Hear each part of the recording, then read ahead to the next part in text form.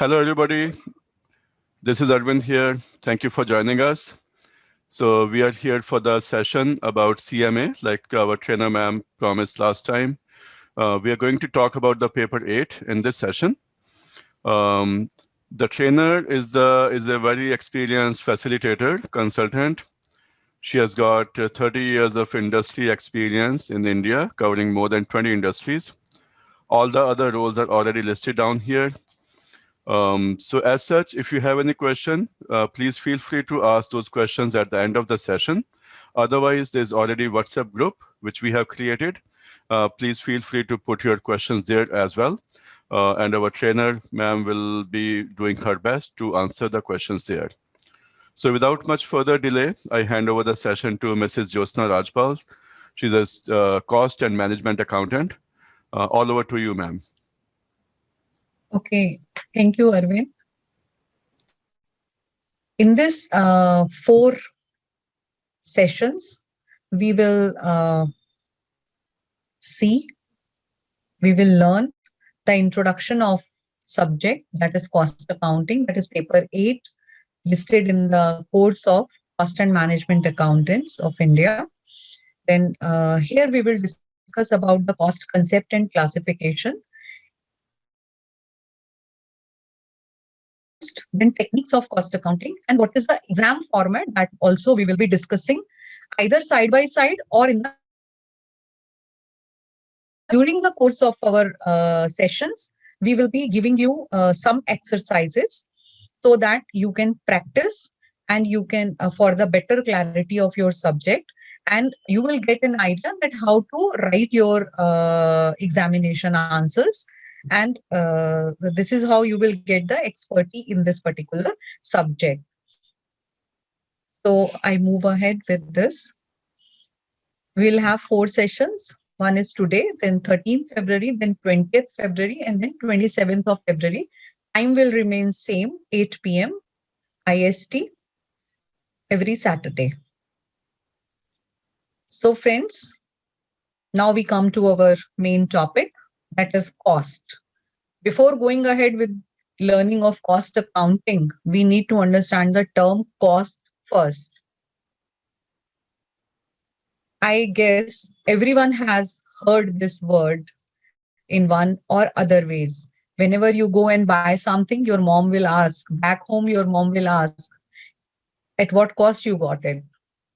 When you go to the market and you want to buy something, you will ask the shopkeeper, what's the cost of this? So cost is so widely used term, but we never think about that what exactly a cost is. If I ask you to explain, or if I ask you to define the word cost, you will not be able to instantly you will not be able to reply that. So I have just worked out 3 small definitions, you can say, or 3 small statements through which we can understand what the cost is. Cost is a resource foregone or sacrificed to achieve a specific objective.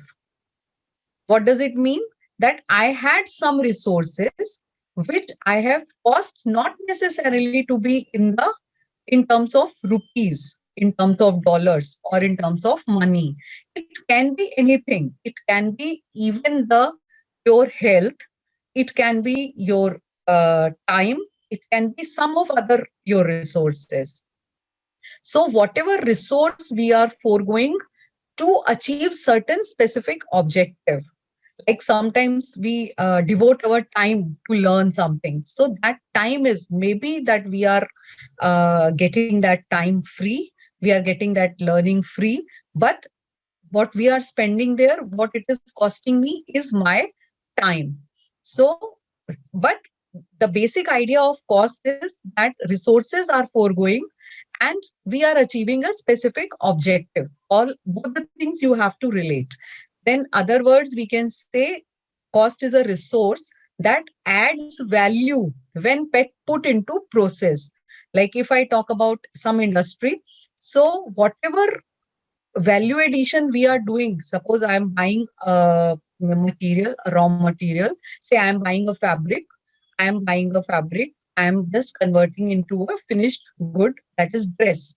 So what we are doing, we are just taking a value, we have just taking a resource of fabric, then we are adding some more resources to it, like we are putting up designer timing, then we are taking the worker who is stitching on it, then we have a master craftsman who will be doing some embroidery on it. So these are all the resources which we are utilizing to add value to that particular resource. And when it is in the process, like first thing is that I have purchased a fabric, say worth 2000 rupees. I have added embroidery to it worth 1000 rupees. Then I have added the stitching to it worth, say, 500 rupees. So in all, I have spent 3500 rupees. So, but all the 3500 rupees, I have not added at one go. I have added it in a process, in a routine thing, it is like gradually it has been incurred. So it has added value, and that incurrence of expenditure has added value to the particular product, particular process. So that is cost. Then sometimes it is cost is an energy being converted from one form to another and create value. Like how we can say is, we have some coal is there. I have burnt that coal has converted into power. So it was, coal itself was an energy.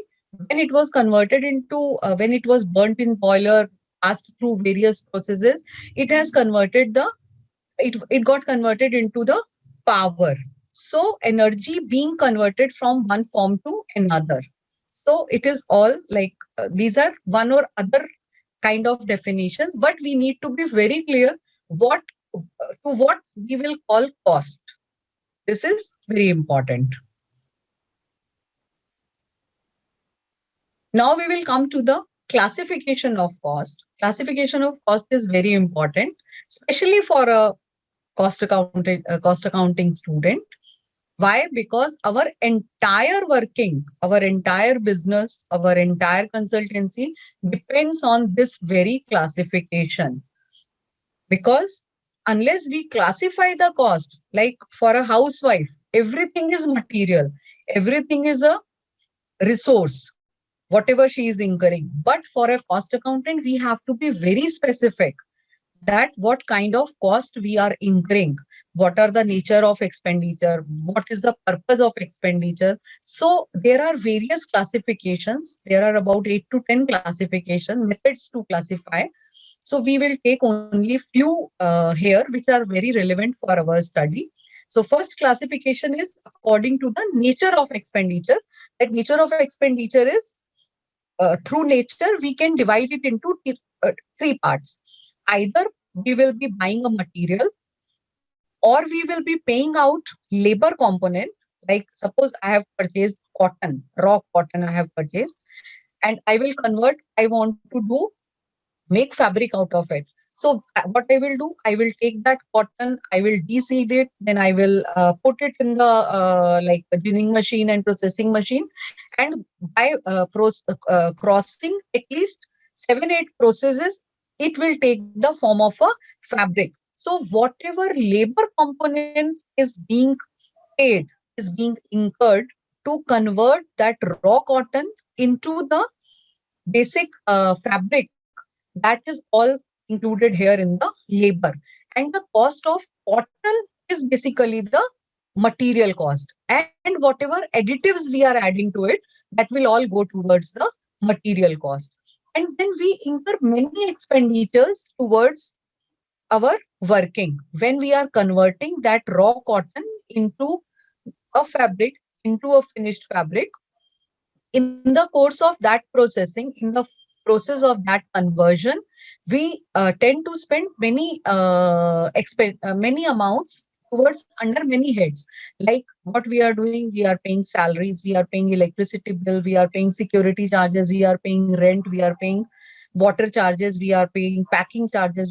N number of expenditures we are incurring to convert that raw material into a finished good. So in nutshell, we can say that whatever amount we are spending to convert a raw material into finished goods will come under the term cost. It is not only one thing or other thing. All one and all will come under the term, will be classified under the term cost. But only if we classify it according to the nature of expenditure, it will be in three parts. That is material, labor, and expenses. There is another classification, that is cost center wise. Now, what is cost center? Cost center is like if I am converting sugar cane into sugar. I'll give a simple example. There are many processes. Like one is crushing, another is boiling of sugar juice. Then there is like crystallization of the sugar juice, and then there is finished production. So all these places where at every step some cost is being incurred. At every step, either some material is being added, or material and labor is added, or only material is added. And everywhere we are incurring certain expenditures. So these are called cost centers. Like crushing will be one cost center, then boiling will be another cost center, crystallization will be third cost center, and then finished packing and bagging and all sorting and everything will be another cost center. So we can divide the whole process of sugar making into four cost centers. So everywhere, what we will do, we will classify these cost centers into two separate parts. One are the direct processes, direct cost centers, and other are indirect cost centers. Now, what are direct cost centers and what are indirect cost centers? Direct cost centers are which are directly engaged in the production of converting raw material into the finished goods. And indirect cost centers are such which are which are indirectly supporting that production activity. That simply means, like if I simply want to classify that all these four processes which I told you about the sugar manufacturing, that is crushing, then boiling, then crystallization, and then bagging, packing, and grading, bagging, and packing. So these are all the direct cost centers. But to support these direct cost centers, we have some indirect cost centers also. Like we have requirement of power and steam. So a complete unit is there to provide us the steam and process steam and electricity. Then complete unit is there to provide the manpower support to this production capacity, to this production facility. Then we have certain people who are involved in the repairs and maintenance of the plant. So all these people, then security people will be there, then staff, salary and administration staff will be there. So all these people, all these cost centers will be known as indirect cost centers. Means direct means whatever is directly involved in the production or converting of raw material into finished goods, and whatever points, whatever places or whatever centers which are supporting the main activity, they are indirect. So I think direct and indirect concept must be clear. Gradually you will be very clear about this. If you have some doubts, please ask me. And then both direct and indirect, both the cost centers have three expenditures, three type of expenses, as we have seen in the first slide, that is material, labor, and expenses. So all direct expenses will also have materials. Direct cost centers will have material, labor, and expenses. Similarly, indirect cost centers will also be having material, labor, and expenses. In case of direct cost centers, material component and labor component will be more, expenditure part will be less. But in case of indirect cost centers, material and labor will be less, expenditure part will be more, because we are not indirect cost centers are not consuming much of the material. Like if you say power generation and steam generation is the part, their material and labor is being consumed. But if you say the administrative cost center, or if you say the repairs and maintenance cost center, so their material and labor component very less, but expenditure part is quite high. So this is the basic you can understand, that in case of direct cost centers, you will incur material and labor more and expenditure will be less. But in case of indirect cost centers, we will have material and labor less and expenditure part will be more. So this is how we can classify cost according to the cost centers. Now, next comes function-wise expenditure. Function-wise expenditure means, like, we have various functions, like we have production, we have administration, we have research and development, we have selling, we have distribution, we have marketing. So broadly, we classify our entire business activity into 5 functions. One is production, another is administration, then research and development, then selling, and last is distribution. Somewhere this selling and distribution is like combined together, and what you can say is like these 5 are function wise expenditure. So whatever will be incurred towards to facilitate the production function will be considered production expenditure.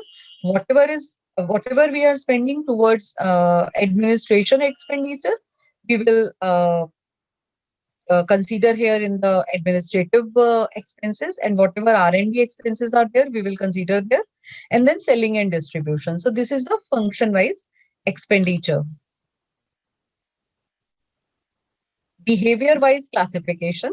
In case of behavior-wise classification, we have 3 kind of expenses. One is fixed, another is variable, and third one is semi-fixed or semi-variable. So fixed expenses are those who remain fixed irrespective of the size of production, irrespective of the quantum of production. Those are the expenses which remain totally fixed, like salaries of the staff, rent, then your electricity of the office. Most of the office administrative nature. Then there are variable expenses. Variable expenses which are determined by the quantum of production. So quantum of production will change the quantum of variable expenses. Over a period of time, fixed expenses remain same.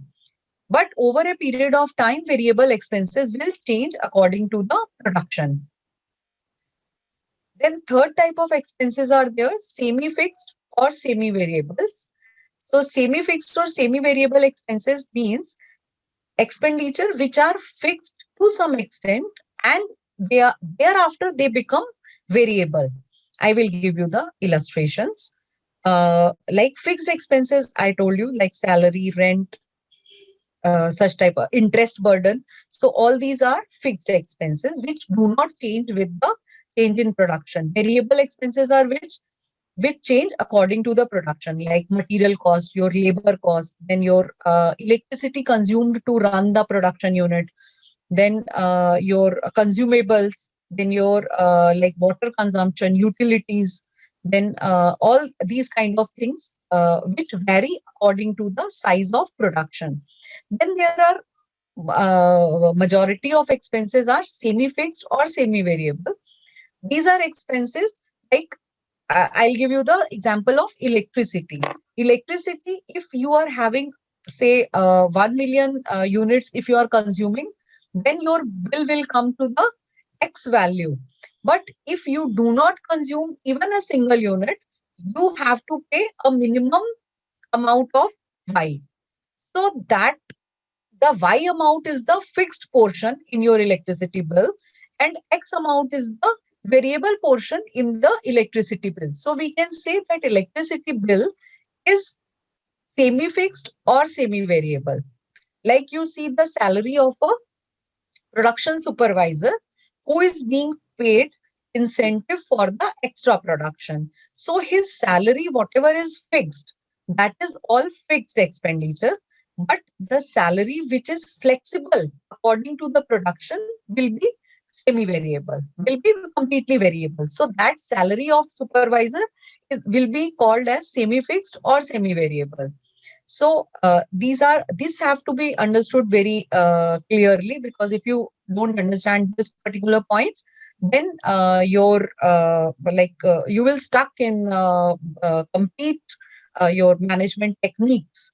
This classification is very important when we go to study the marginal costing and budgetary controls and variance analysis, etc.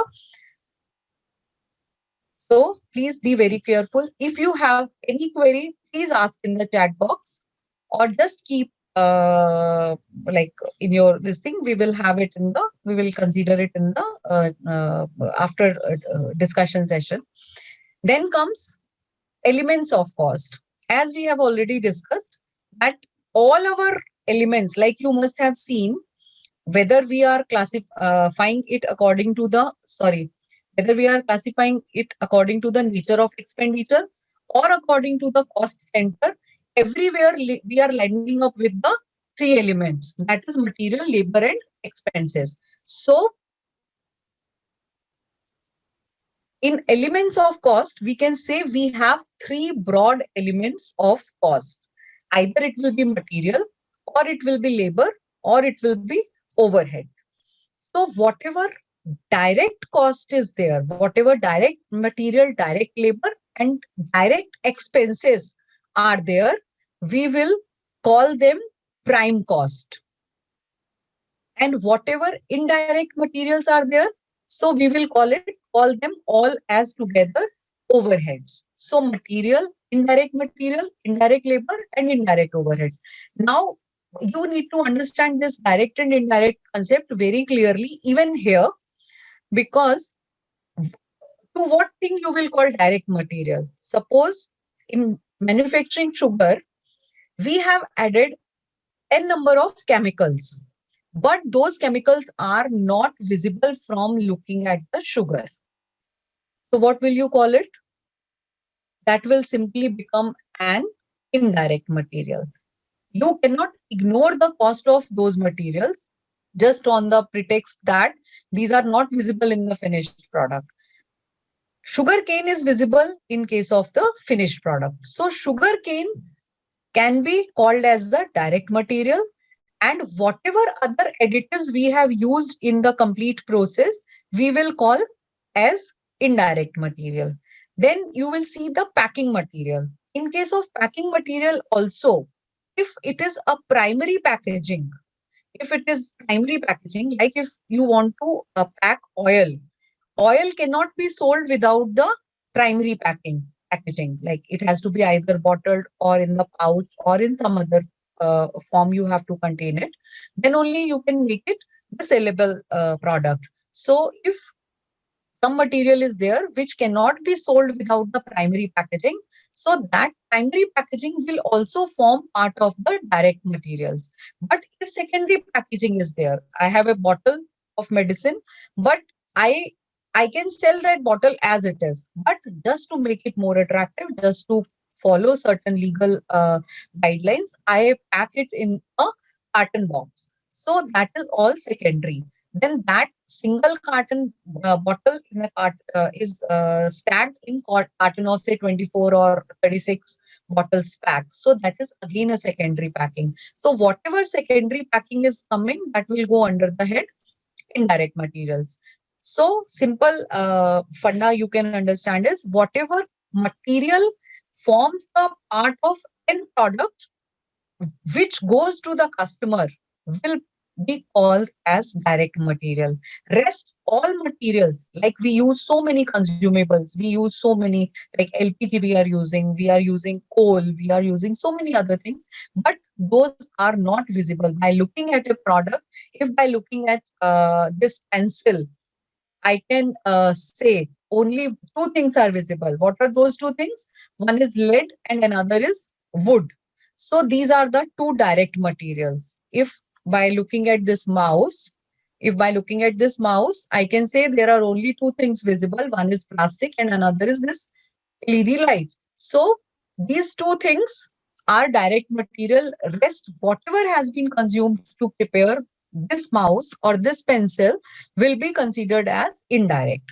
Similarly, in case of labor, whatever labor has been utilized to convert that raw material into finished product will be considered as direct labor.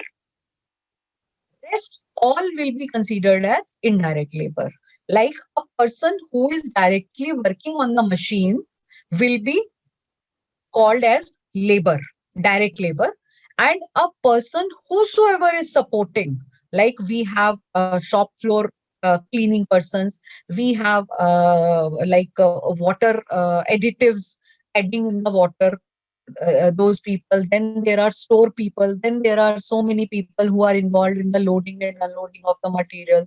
There are certain people who are preparing some chemical mixes. So all those people who are not directly engaged in the process of conversion of direct material into finished goods will be called direct labor, and whosoever other person is involved there will be called as indirect material.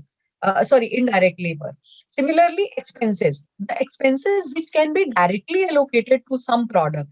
Like I have spent, say, 1 million units of electricity to produce to produce 1 million quintal of sugar. So that is directly attributable. So that is the direct expenses. If I have consumed water, so that water is direct expenditure. But whatever other expenses like security staff people is there, production in charge salary is there, supervisor salary is there. So all those people, all those expenses will be considered as indirect expenses.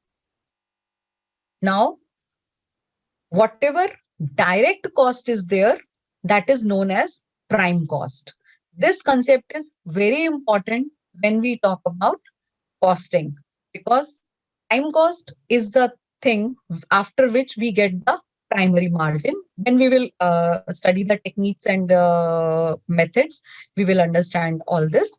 So direct cost is considered as prime cost. Then at various level, by various value additions, the name of that cost keeps on changing. That after prime cost, then it will be manufacturing cost, then it will be cost of production, then it will be cost of sales. So all those expenses we will keep on adding, and we will just see how all this keeps on adding to the main thing.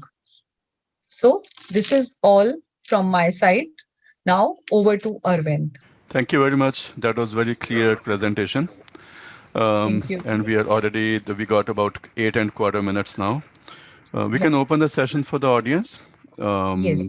And after answering those questions, I'll discuss the next steps. Hello? Hello? Yes. Yeah. Hello? Yeah, sure. Yeah, good evening, Yeah. sir. Hi. Yeah, good evening. Good evening, ma'am. Yeah. What are you doing, Amit?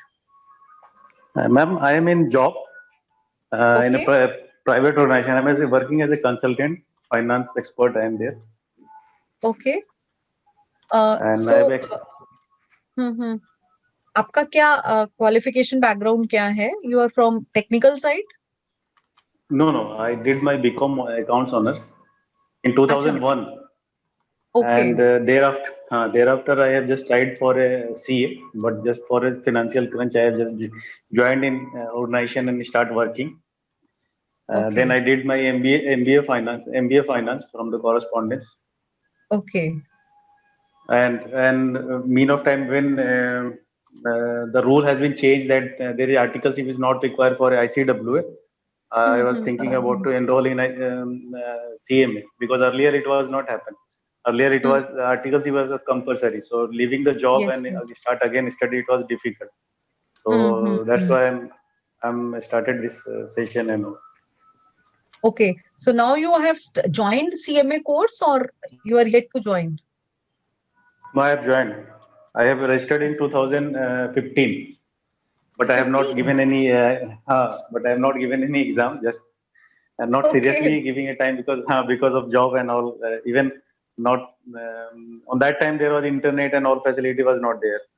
But now you can So appear. It is very like now convenient. You can, happy. along with your Let me, studies, you can. Sorry, along with your let, job, you can do that. yeah. Let me prepare with help of you and other guidance. Then I'll definitely participate in exam. Yes. We can definitely do it. Amit, where are you exactly located? Right now I'm in Raipur. 6 months before I have just joined here. Before I was Acha. in L&T and I worked around everywhere in India, south from Mumbai, Acha. Uttarakhand. Okay. It's transferable But job. originally you are from Central India. Jharkhand. I am from Jharkhand. Jharkhand state. Okay. That's good. That's very good. So, Arvind, you want to So ask this. some question? Amit, you want to ask some questions? So please. My question was only for the last slide where you mentioned prime cost. Okay.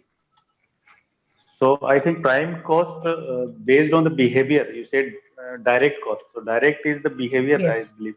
Yes. Actually, we need to Okay. understand this all classification. No? This goes away when you move ahead.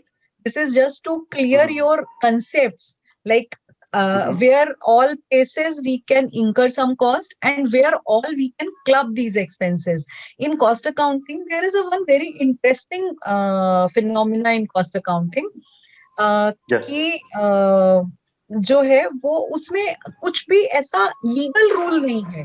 जैसे आप income tax अगर देखते हैं ना, तो income tax में बहुत एकदम फिक्स्ड है कि ये इतना % है तो इसका इतना % ही परमिसिबल होगा, उसके बियॉन्ड नहीं होगा, है ना. कि अगर 5 लाख रुपए के ऊपर इनकम है तो आपका ये इतना ही % टैक्स लगेगा, है ना. आपका ये खर्चा इतने अमाउंट तक का है, इतना % ऑफ द रेवेन्यू है तो इस पे टैक्स लगेगा, नहीं तो नहीं लगेगा या एग्जेम्प्ट हो जाएगा. ऐसा लाइक बहुत फिक्स्ड है. बट कॉस्ट अकाउंटिंग में there not that fixed rules are not there. सब कुछ आपके ऊपर लाइक आपकी क्लियर कंसेप्ट्स पे डिपेंड करता है. इवन जब आप कॉस्ट की पढ़ाई भी करते हैं या आप प्रैक्टिस भी करते हैं ना, तो ये चीज बहुत आपकी जो बेसिक कंसेप्ट्स हैं वो बहुत काउंट करती हैं. जैसे मैं एक खर्चे को डायरेक्ट कॉस्ट कह सकती हूँ, you can say indirect cost. You will have your logic, I will have my logic, और ऐसा हो सकता है कि हम दोनों के लॉजिक सही हों. So that varies from industry to industry, person to person. लेकिन जो बेसिक फंडामेंटल्स हैं वो हमने बहुत क्लियर समझ लेने चाहिए. Then we can modify the things according to our requirement. So, and this is all need based accounting. Cost accounting is need based accounting. जैसे फाइनेंशियल अकाउंटिंग है ना, कि वो हमने खर्चा किया तो ये डेबिट होगा वही क्रेडिट होगा. आप उसको कुछ चेंज नहीं कर सकते हैं. सिंपली इतना कर सकते हैं कि पहले उसको पेबल अकाउंट में ले जाएंगे फिर पे कर देंगे. वो मतलब रोटेशन आप कर सकते हो इधर से उधर. So the institute will accept both So answers. cost accounting बहुत ऐसे drawn boundary lines नहीं है.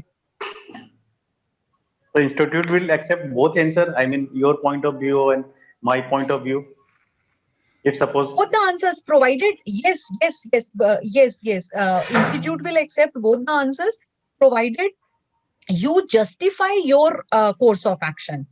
आप अगर जस्टिफाई कर देते हैं कि आप क्यों ऐसा लिख रहे हैं by giving working note or by some support working, then definitely institute will accept. Not only institute will accept, even tomorrow your clients will also accept. You can have like, because this is a normal course ना, जब सिर्फ पढ़ाई नहीं करनी है हमको, हमें आगे जाके काम भी करना है. तो जब हम काम करते हैं तब भी हम फाइट कर सकते हैं along with our like colleagues और entrepreneurs या जो भी हमारे मालिक हैं उनके साथ में. तो this is actually very interesting part. तो उसको, लेकिन that's why I took complete session to explain this concept of cost classification. Because अगर ये हमारा क्लियर हो जाएगा तो हमें आगे जाके कभी कोई तकलीफ नहीं होगी. हम चाहे कॉस्ट शीट बनाएंगे या कॉस्ट ऑडिट पढ़ेंगे या कॉस्ट का वो अपने हमारे जो स्टैंडर्ड्स पढ़ेंगे, तो we will be very clear about the complete things. So this terminology needs to be very clear. Like three golden rules in a account. Yes, like 3 golden rules. Yes, like 3 golden rules. अगर आप इनको समझ लेंगे, golden rules तो आप रट लेंगे तो भी काम चल जाएगा. लेकिन इसको अगर आप एक बार समझ लेंगे कि कैसे क्लासिफिकेशन होता है, then it will become very easy for you to practically apply that. So I think it's good interaction. It's good. Over to Arvind.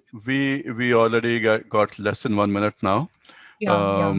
In this one, I just want to share that we will discuss the next steps in the group so that session does not get disconnected in between when I'm talking. Right. Yeah. But thank you very much, everybody, for attending. Yes, we will thank continue you so this much. session to help you in clearing the exam as well and to get practical understanding also. Right. Thank you and see you Right, next time. right. I'll message you more in the WhatsApp group for everybody. Yes. Take care. Yeah. Have a nice time. And- Bye. Yeah. Okay. Thank you so much. Bye.